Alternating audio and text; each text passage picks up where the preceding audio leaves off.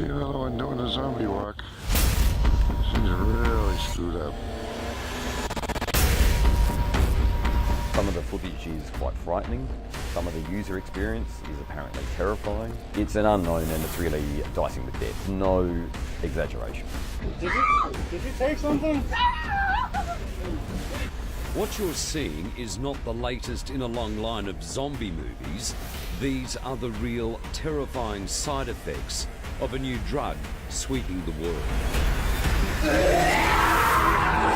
They call it the zombie drug, Flakka, gravel or bath salts. It's on the spectrum of the worst of the worst.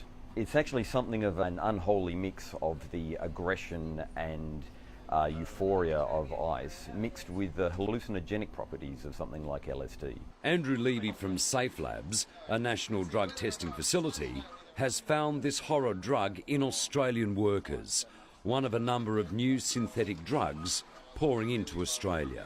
There are hundreds and hundreds and hundreds of these drugs, many of them largely unknown to science. We see some of them for the first time at post-mortem.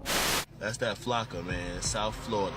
Flakka, or alpha PVP, first appeared in Florida in the USA, quickly spreading through half a dozen states.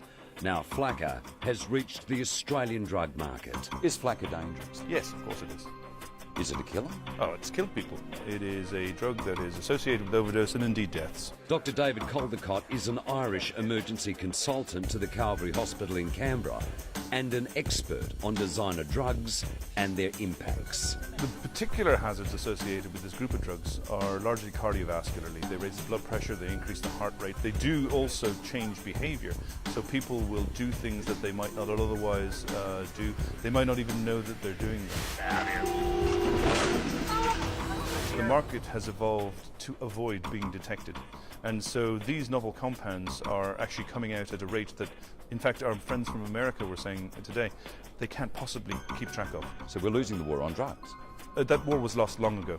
In a city in the United States with about the same population as Adelaide, they are seeing hundreds of admissions to hospitals a week. So last week, 6 days, 147 admissions to hospitals in a city of 1 million people. Is that the doomsday scenario for our cities? You imagine a rate 4 times that, 400 or 500 people a week in a city like Sydney coming into an emergency department with these sort of symptoms. It would overwhelm our hospital system.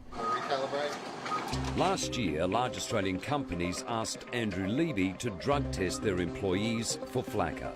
They worked in oil and gas rigs here and abroad, mining and long-haul transport. It proved these new superdrugs had hit our shores. It is the Uberization of drugs now. It is so much easier to get hold of them. There's so many different ways to consume them, and so many more unknowns than what we ever used to deal with. Unfortunately, these drugs were first established for medical reasons, and they have adverse effects, and they've been tinkered with by the illicit market, and there's no human trials on these drugs. So the person that's actually using them are the guinea pigs in these situations. Detective Sergeant Clay Butler works for the Drug Squad's Chemical Diversion Desk. He saw a spike in Flakka busts in 2014, but it's now being sold under so many different names. In particular, alpha PVP, it's often purported to be another drug. It's not actually sold as alpha PVP or gravel. We've had it sold as ecstasy and other drugs.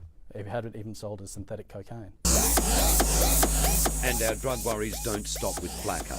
3,000 new psychoactive substances are already on the world market, many available on the internet. In some cases, they're not illegal yet and are not stopped at our borders, turning up at music festivals and rave parties across the country. We had 6 deaths in Australia last year. It will be very hard for us not to double that this year. You're kidding? No. More than a dozen people? Yes. While these new synthetic drugs like Flakka haven't taken Australia by the throat yet, health experts have called for an urgent stand by all governments, police and health authorities to stop it before it's too late. Otherwise we'll end up as we've seen with ice. It becomes a huge problem. We talk about it for years and then we try and get something done. And then something else comes along that's 10 times worse. Indeed.